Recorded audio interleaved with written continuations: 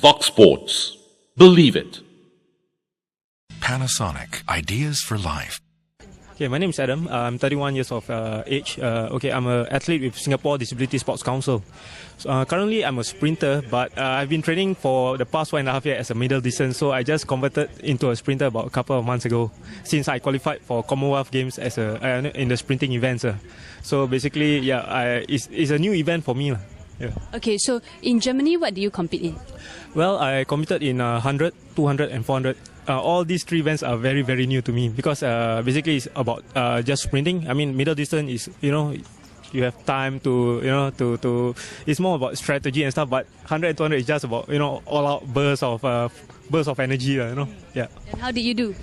Well, basically, I feel that I did okay, though I didn't place in any medal position, but I finished 6th for my 100 meter because actually it was my first event. So when the gun went off, I was like, instead of going forward, I went backwards and I was like static there for about half a second or so, and everyone else was like, pushing forward. So, but it was I'm quite happy with my finishing because I managed to overtake two of the participants, the contestants. So I came in 6th for my 100 and 5th for my 400, which is my second event, and the third event was my the 200. I came in 4th. Yep. So I'm quite happy. Congratulations. Thanks. So what made you go into competitive running in the first place? Well, basically, I didn't have any thought on doing competitive sports at the first place because actually, when I started out, it's just basically because I need to increase my endurance and stamina. I mean, it was suggested by my doctor to take up running to prepare me for my next operation, which is going to take more than 18 hours, where they're going to harvest some muscle from my thigh and the nerve from my diaphragm and transplant it to my left arm in the hope to regain back some function and mobility on my left arm, which is currently paralyzed. So basically, when I started up running, there was just to increase endurance and stamina and also strength.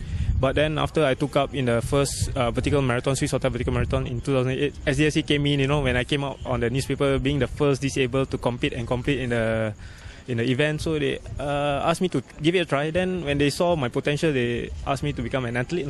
So I did my first competitive first competitive event back in Arafura in 2009 in May. Came in first for both my 1,005 and 800 meters. So yeah, from then on, it just carry on from there. I didn't thought much of it. Yeah.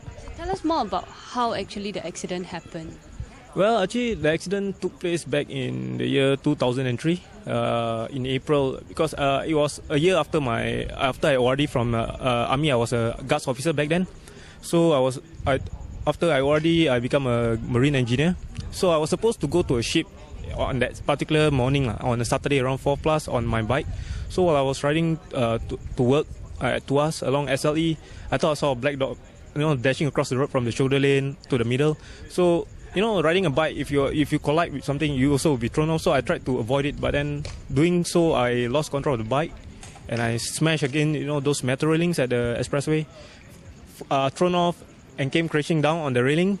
Then, the momentum still, due to the momentum, my body still want to keep going forward, but my hand was stuck on the railing, so it just snapped off. So after rolling about 30, 40 meters away, then I saw my hand, hanging at the railing and stuff. I tried to move, but then I didn't know at that point of time that my left hand was also paralyzed. So I was there about, I think, more than 45 minutes or so before a passerby came, because it was completely dark where I landed, and it was still 4+ in the morning, so not much passerby. So after a while, then the passerby came, and I have to wait another half an hour for the ambulance, and they almost went off without my arm. I have to tell the paramedic, hey, where's my arm? Then they were like, oh, they already closed the doors and stuff like that. So they have to open the door and grab my arm and just throw it against in between my legs. And I feel because of me being there more than an hour plus also, and the paramedics not icing my arm, and I think due to infection they can't save my arm. Yeah. What was running through your mind when you got this news? Well, at that point of time, being a rider, you're oh shit, you can't ride anymore. And I was a bodybuilder back then, so I was like, I can't do this sport anymore because I was so outgoing. I was into rock climbing and beach volleyball and stuff like that. So yeah, but then at that point of time, yeah, these things going on through your mind is like you can't do all these things. And another thing is that, oh no, I mean, like, because you're going to stay in hospital for quite long. I mean, due to that major accident and stuff like that. So the hospital bills and stuff, the mortgage of the house. So yeah, I mean, basically the most important. I mean, the more thing that I think about is always about the finance. Yeah. So because I've been like contributing towards the family, paying the utility bills and stuff. So not being able to do so kind of like scares me and stuff like that. Yeah. How do you overcome everything? Not only the finance, but your emotional side. Well, emotional part I think is because of my being a guards officer and stuff. So it's been like so-called drawn into you, like you always have to push forward. I mean, the mission has to have to carry on. Life has still have to go on. So we just keep pushing on and stuff. So the emotional part doesn't really kind of like pull me back. It's just more on the financial. But because of your drive to carry on your life and stuff, yeah, I persevere. Then that's when I started to do my learn about web designing, graphic designing online on my own and stuff. Started to do working at home base. You see, yeah, that's how I started on from there. Have you ever thought of giving up before? Not really. I mean, I was a bit withdrawn when I was discharged from the hospital. A bit, you see your friends like getting married and stuff. Getting better in their career and stuff. It's like, oh, then it was like, oh man, I was at the back again. So yeah, I was a bit withdrawn for a few months, but because my mindset trying to help my family as much as well. So these things kind of like was like a sideline kind of thing. Yeah. With competitive running, did it help you also go on? Well, honestly, competitive running, it gives me kind of like a goal in life. I mean, like a dream, something that to push you, something for you to, it's like putting a path for you to, to carry on and stuff like that. Yeah, it's just like a goal. But basically, running has given me a lot. Like I'm not saying I'm into popularity or fame, but yeah, I mean, people do say hi and see me running and stuff. Yeah, it gives me a lot actually, running, yeah. Okay, then if you have to tell someone else who's down and out currently, what will you tell the person?